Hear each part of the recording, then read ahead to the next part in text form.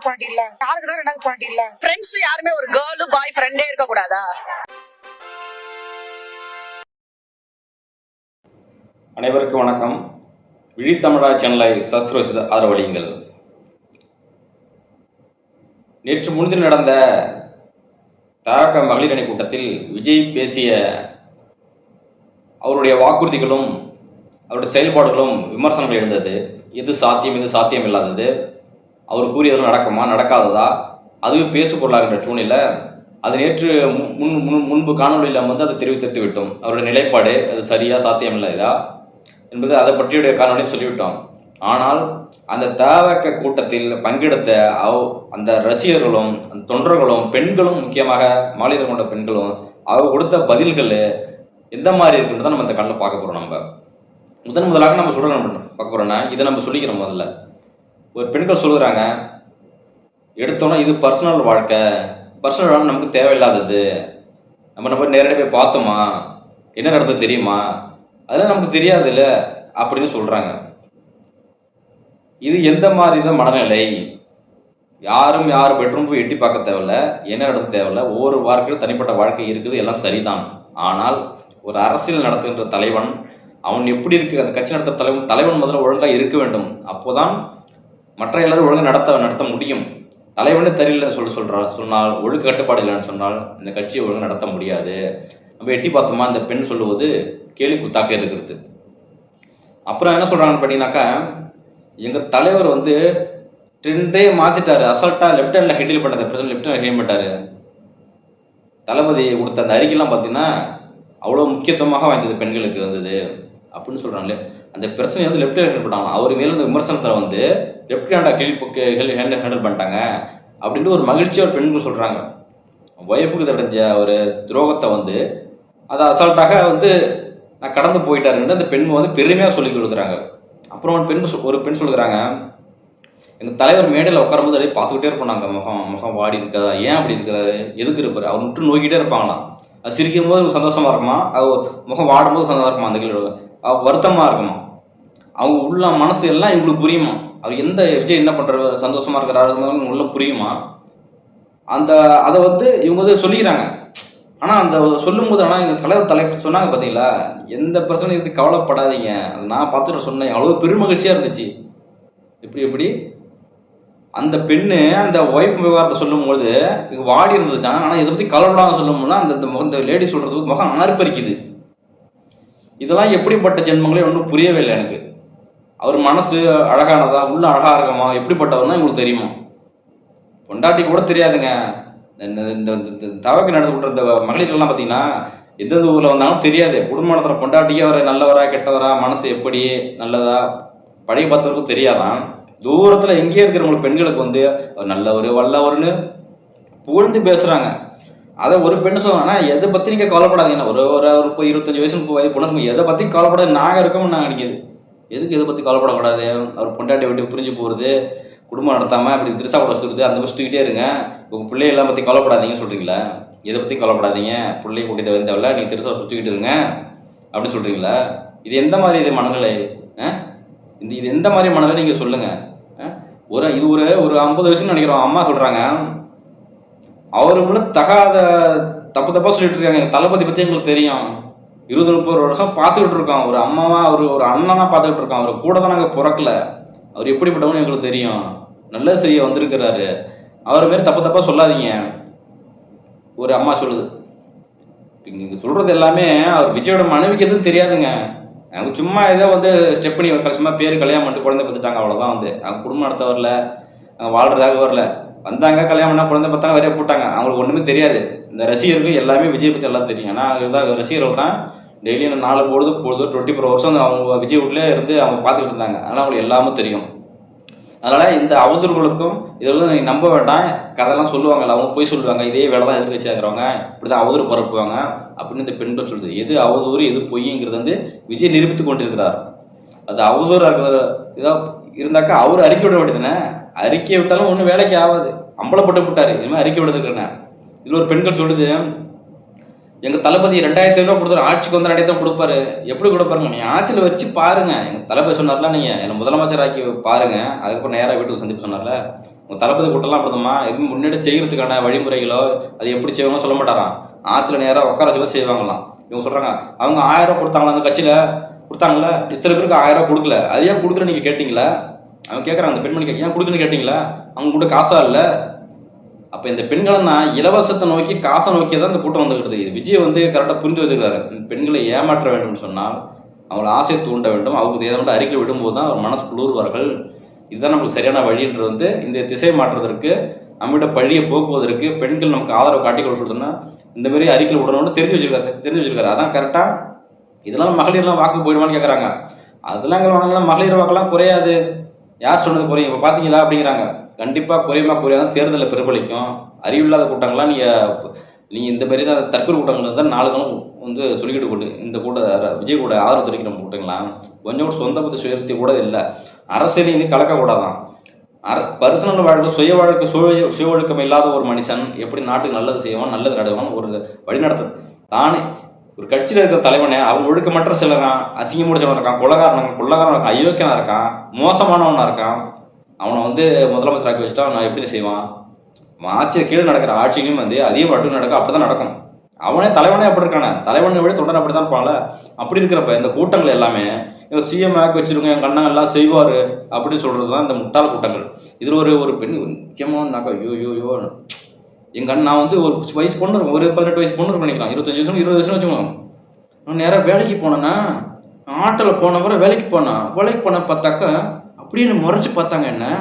இதுக்காகவே தளபதி வரணும், தளபதி வந்தால் எல்லாம் முடிஞ்சிடும். ஒரு பெண்மணி சொல்லுது, ஆட்டோவில் போனாங்களாம், முறைச்சு பார்த்தாங்களாம், தளபதி வந்தாலும் எல்லாம் கிழிச்சிருவாங்களாம். இது என்ன சொல்றாங்க? யார் ஒழுக்கம் இல்லை? ஐயோ இந்த ரசிகர்கள் வந்து ரிவ்யூ அவங்க சொன்ன காணலாம் பார்த்தீங்கன்னாக்கா இந்த உலகத்துல யாரும் ஒழுக்கமா இல்லைங்க, யார் ஓக்கியமா இருக்கிறா, எல்லாரும் இப்படிதான் இருக்கிறாங்க. யாருக்காச்சும் யாரும் புத்தர் கிடையாது, யாரும் உத்தமர் கிடையாது, யாருக்கு 2 பொண்டாட்டி இல்லை, யாருக்கு 2 பொண்டாட்டி இல்லை, எல்லாரும் ஓக்கியமா அப்படின்னு சொல்றாங்கப்பா. லேடி சொல்லுது. இப்போ என்ன மனநிலை இருக்கிறாங்க? இதெல்லாம் என்ன எந்த சிந்தனையில சொல்றாங்க? அப்ப விஜய் வந்து 2 பொண்டாட்டி வச்சுக்கலாம் சொல்றாரா? பொண்டாட்டி இருக்கும் போதே பொண்டாட்டி சம்மதத்தோட 2 பொண்டாட்டி கட்டிங்க. அவர் பொண்டாட்டிக்கு சம்மதம் பொண்டாட்டி பேசிட்டு அவங்களோட சம்மதத்தோட 1 பொண்டாட்டி கட்டிங்க. 2 பொண்டாட்டி சந்தோஷமா வச்சு 2 பார்த்துக்கிறேன், 2 சம்மதம் கிடையாது சொல்லிங்க. யாருக்கு 2 பொண்டாட்டி நியாயப்படுத்துறாங்க பிறகா? ஒரு பொண்ணுக்கு துரோகம் செஞ்சது கூட தெரியாம இந்த அணில் கூட்டங்கள் இப்படி சொல்லிக்கிறது. விஜய்க்கு பெண்களுக்கு பாது கொடுப்பாராம், முக்கியத்துவம் கொடுப்பாராம், எல்லாம் இவருக்கு எல்லாம் கிளிப்பாராம். விஜய் என்ன சொன்னாரு? பெண்களுக்கு இலவச பஸ்ன்னு சொன்னாரு. ஏற்கனவே இந்த பெண்கள் போராட்டம் பண்ணாங்க நம்ம விஜயபுரத்தில். ஓசி வேண்டாம், இலவச பஸ் வேண்டாம். நாங்கள் கேட்டோமா? எங்களுக்கு வேண்டாம் கேட்டாங்க. யார் சொன்னது? இந்திய அணில் கூட்டம் தான் போராட்டம் பண்ணுது. இது மட்டும் இல்லை, தாக்கத்தருடைய கொள்கை பரப்பச்சல் பொன்ராஜ் கூட நாங்கள் 1000 ரூபா கேட்டோமா? அட்வர்டைஸ் கேட்குறீங்க, இப்படி சொன்னீங்களே. விஜய் சொன்னீங்களே, நீங்கள் சொன்னதுக்கு நேர்மாறாக நீ என்ன பண்ணுறீங்க? நான் 2500 ரூபா கொடுப்பேன்னு சொல்கிறீங்க. நீங்கள் சொன்ன காணொலியும் முன்பு நீங்கள் சொன்னதுக்கும் அது இப்போ சொன்னதுக்கும் ஏதாச்சும் வேறுபாடு இருக்கா? அப்போ நீங்களே அசிங்கப்பட்டு போகிறீங்க. அவங்க 1000 ரூபா கொடுக்கும்போது நாம் தமிழ் அரசு சீமான சொல்கிறாரு, எதுக்கு அந்த 1000 ரூபா கொடுக்குறீங்க, எதுக்கு 2000 ரூபா கொடுக்குறீங்க? இப்படி கொடுத்துக்கிறனால மக்கள் சோம்பேறிக்காதீங்க, வேலை வாய்ப்பு உறுதி செய்யுங்க, அவங்க தேவையானதை அவங்களே வாங்கி கொள்வார்கள் அப்படி சொல்கிறாங்களே. நீ என்ன பண்ணுறீங்க? இப்படிலாம் விமர்சனம் அணில் தற்கூரி ஓசி வேண்டாம்னு சொல்லிட்டு இப்போ நீங்கள் அதையா கொடுக்குறீங்க. இப்போ உங்களால் நீங்களே அசிங்கப்பட்டு போகிறீங்கள. இதுதான் கூத்தாடி கூட்டங்கிறது. இந்த கூத்தாடி கூட்டங்கிறது கொள்கையில்லா கூமுட்டை கூட்டங்கிறது அடிப்படை அறிவு சிந்தனை கூட்டம். வந்து எது சொன்னாலும் தலையாட்டும், எந்த ஒரு எதுவுமே சிந்திக்காதவோ. அவ்வளோதான் விஜய் பிடிச்சிருக்கு. ஏன்னா விஜய் தான் பிடிச்சிருக்கு. ஏன்னா விஜய்க்கு சங்கீதா மனைவிக்கு ஒய்ஃபுக்கு விஜய் பிடிக்கல, மற்றவங்களை எல்லாம் பிடிச்சிருக்கு. என்ன காரணம்? அது குடும்ப இடத்துல புருஷனுக்கு பொண்டாட்டி பிடிக்காம போயிடுச்சு, மற்ற மக்களுக்கெல்லாம் பிடிச்சிக்கிறது. இந்த பிம்பத்தை தான் விஜய் எதிர்பார்க்குறாரு. இந்த பிம்பம் விஜய் ஒய்ஃபோட துரோகம் செஞ்சாலும் பரவாயில்ல, இந்த மக்கள் மத்தியில் வந்து நம்ம கிட்ட பேர் ஆடக்கூடாது அப்படிங்கிறத வந்து இந்த கூமுட்டை பெண்கள்லாம் இருக்கிறத வந்து ஒரு விரும்பிப்பார் விஜய். இதுதான் நம்மளுக்கு தேவைங்கிறத அவர் வந்து நினச்சிக்கிட்டு இருப்பார். இதுதான் கூத்தாடி கூட்டம். இந்த கூத்தாடி கூட்டம் பார்த்தீங்களா? கூத்தாடுது அந்த கூட்டத்தை முடிஞ்சு இருக்கு. எங்க மாடியில் கச்சேரி ஒரு பாட்டு ஓடுது.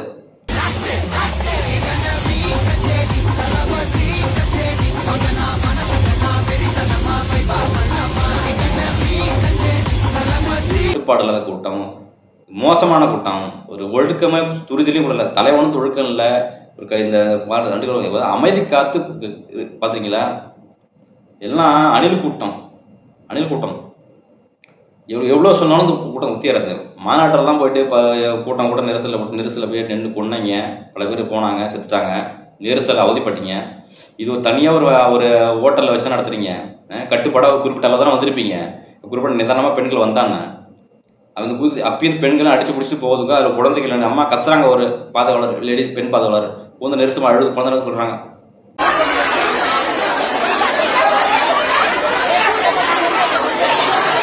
இந்த தற்கொலை கூட்டம் சின்னது முதல் பெருசு வரை எல்லாம் அடி முட்டால தான் இருக்குது. இந்த தற்கொலை கூட்டம் இதுக்கு தான் கொள்கை இல்லாத கூட்டம், இது மோசமான கூட்டம் சொல்கிறோம். சொல்லுங்க. இதில் பார்த்தீங்கன்னாக்கா ஒரு அம்மா விவரமா எங்கள் தலைவர் வந்து எல்லாம் செய்வார், பெண்களுக்கு பாதுகாப்பு கொடுத்துட்டு பாதுகாப்பு முன்னிலைப்படுத்திருக்காரு, திமுக ஆட்சியில் பாதுகாப்பு இல்லை, நீங்களாம் பார்க்குறீங்கல்ல, போதைப் பொருளை ஒழிக்க வேணும். இதில் இந்த மாதிரிலாம் சில பேர் ரிவ்யூ கொடுத்துருக்காங்க. உங்கள் தலைவர் போதைப் பொருளை ரிவ்யூ சொல்லுவாங்க. இது முக்கியமாக என்ன எதிர்பார்க்குறீங்க, இதில் எதிர்பார்க்குறீங்க இந்த தமிழ் கூட்டத்தில் முக்கியமாக பெண்களுக்கு பாதுகாப்பு வேணும், போதைப் பொருளை ஒழிக்கணும் அப்படி சொல்லியிருக்கிறாங்க. அப்படி சொன்னது விஜய், இந்த தற்கொலை விஜய் ஏதாவது நான் போதையை ஒழிப்பேன் அப்படின்னு சொல்லியிருக்காரா? போதை ஒழிப்புன்னு ஒரு வார்த்தையும் வரல, டாஸ்மார்க் மூடுன்னு ஒரு வார்த்தை வரல. முக்கியமாக குற்றப்பணி நடக்கிறது எல்லாம் சீமான் நான் சொல்லியிருக்கேன். மது போதையில் இருக்கிற வந்து அளவுக்கு மீறி போகும்போது தான், கஞ்சா அது குடிச்சிட்டு தான், மது பிதை எல்லாமே நிதானமற்று போகும்போது தான் அவனுக்கு கெட்ட புத்தி வருகிறது. இந்த குற்றம் நடக்கிறது முக்கியமானது அதுதான். அப்படிங்களா? இந்த பெண்களுக்கு பாதுகாப்பு சொல்கிற இந்த தற்கொலை விஜய், இந்த தவறு இந்த மாதிரி போதைப் பொருட்களை நான் தடை பண்ணணும், தடுப்பாக கடை மூடும் சொல்கிறதுக்கு வக்கற்ற விஜய் தான் பெண்களை பாதுகாப்பு கொடுக்க போகிறான். அடிப்படையே சரியில்லையே. முதல்ல எது ஸ்டெப்பாக எது செய்யணும்? முக்கியமாக இப்போ இதுக்கு முன்னாடி சமூகம் எப்படி இருந்துச்சு? இந்த மாதிரி கொலை குற்றங்கள்லாம் இருந்ததா? இல்லையே. இந்த போதைப் பொருள் கம்மியாக இருந்தது. அப்போ அதிகப்படியாக கோவம் இருக்கும்போது அளவுக்கு மீறி போதை மயக்கத்தில் வந்து செய்கிறான். புது பொருளாக வருது, போதைப் பொருள் வருது.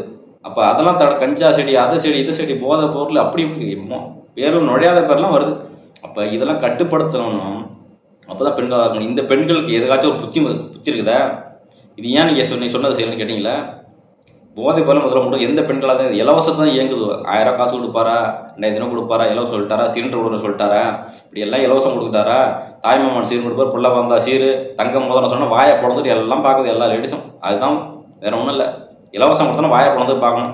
ஒருத்தனை ஏமாற்றணுன்னா ஆசை தோன்றுன்னு சொல்லுவாங்களா, அந்த மாதிரி இந்த பெண்களெல்லாம் எதுக்கு இலவசமாக அப்படியே வாயை பிறந்து அப்படியே இறக்கணும். அந்த மாதிரி தான் இந்த மக்கள் மனநிலையை வந்து இலவசத்தை இயங்கி எடுக்கிற மக்கள் வந்து ஒருபோதும் உருப்பட முடியாது.